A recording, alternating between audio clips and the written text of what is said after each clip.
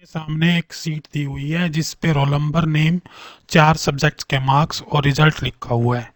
जब हम इस रिजल्ट को नीचे की तरफ स्क्रॉल करते हैं यानी कि अप से डाउन की तरफ स्क्रॉल करते हैं तो क्या होता है कि जैसे हमने स्क्रॉल किया तो अब मेरे को ये आइडेंटिफाई करना बड़ा मुश्किल हो जाता है कि ये 70 मार्क्स कौन से सब्जेक्ट के हैं, क्योंकि मेरे को सब्जेक्ट देखने के लिए ऊपर जाना पड़ता है।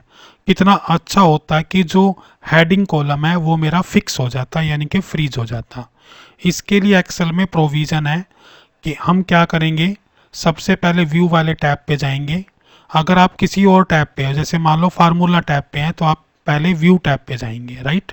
और यहाँ से फ्रीज पेन्स वाला ऑप्शन है, इसमें फ्रीज टॉप रो पे क्लिक कर देंगे।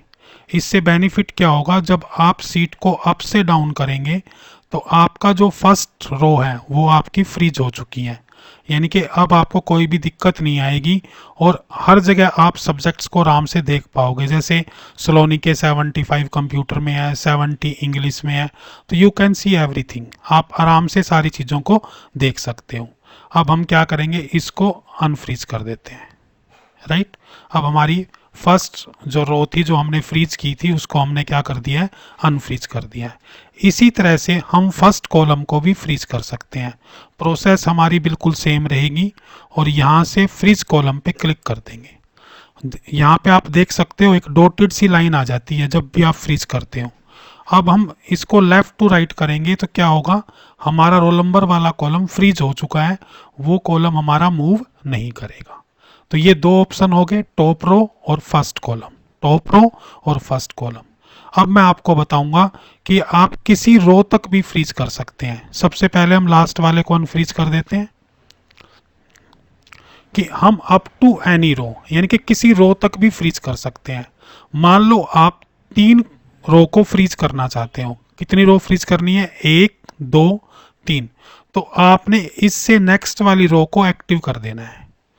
यानी कि अगर 3 फ्रीज करनी है तो फोर्थ रो को आपने एक्टिव कर लेना है।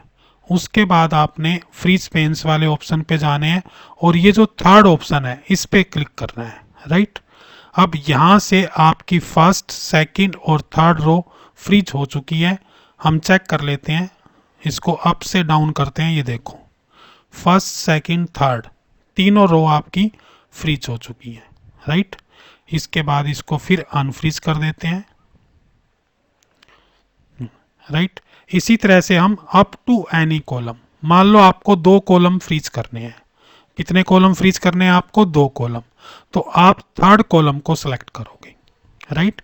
उसी तरह से फ्रीज पेन्स वाले ऑप्शन पे जाओगे और फ्रीज पेन्स पे क्लिक कर दोगे। अब यहाँ से आपके कॉलम ए और कॉलम बी यानी कि रोल नंबर और नेम आपके फ्रीज हो चुके हैं। आप इसको चेक कर सकते हो, ये देखो रोल नंबर और नेम आपके मूव नहीं करेंगे, वो परमानेंटली फ्रीज हो चुके हैं, राइट। तो ये थी मेरी फोर्थ फॉर्म। इसके बाद है फिफ्थ फॉर्म, इसको पहले अनफ्रीज कर देते हैं। अब की बार जो मैंने ऑप्शन चूज किया है, any row any column, any row any column, इसका क्या मतलब है कि आप चाहो 2 रो 2 कॉलम, 3 रो 3 कॉलम, यानी कि आप 2 रो 1 कॉलम कुछ भी फ्रीज कर सकते हो, जितना डाटा आपको फ्रीज करना है। अब मैं सेलेक्ट कर लेता हूं कि मान लो मैं 55 पे यहाँ पे क्लिक करता हूं, तो इससे ऊपर मेरी कितनी रो हैं, 2 रो हैं, और इससे पहले कितने, 2 कॉलम हैं। तो अगर मैं 55 को सिलेक्ट करके यहाँ फ्रीज पेन्स पे क्लिक कर देता हूँ तो मेरी ऊपर वाली 2 रो और 2 कॉलम फ्रीज हो जाएंगे। यहाँ से आप देख भी सकते हो एक डॉटेड सी लाइन आ गई है जो 2 रो और 2 कॉलम को शो कर रही है। अब मैंने 2 रो फ्रीज की है तो मैं अप से डाउन करता हूँ तो आपको दिखेगा, ये देखिए 2 रो मेरी फ्रीज हो गई है। इसी तरह से मैंने 2 कॉलम फ्रीज किए हैं, तो अब इसको मैं लेफ्ट टू राइट करके देख लेता हूँ, ये देखिए यहाँ से मेरे 2 कॉलम फ्रीज हो गए हैं। यानी कि any row plus any column मैं फ्रीज कर सकता हूँ। यहाँ पर हमने 5 वे से फ्रीज ऑप्शन का यूज करना सीखा है। top row, first column, up to any row, up to any column, any row plus any column।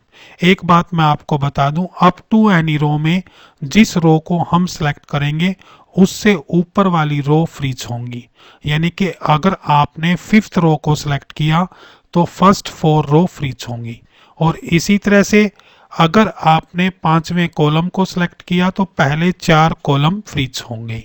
और इसके लिए हमें ऑप्शन यूज करना होता है जो थर्ड ऑप्शन है, फ्रीज पेन्स वाला।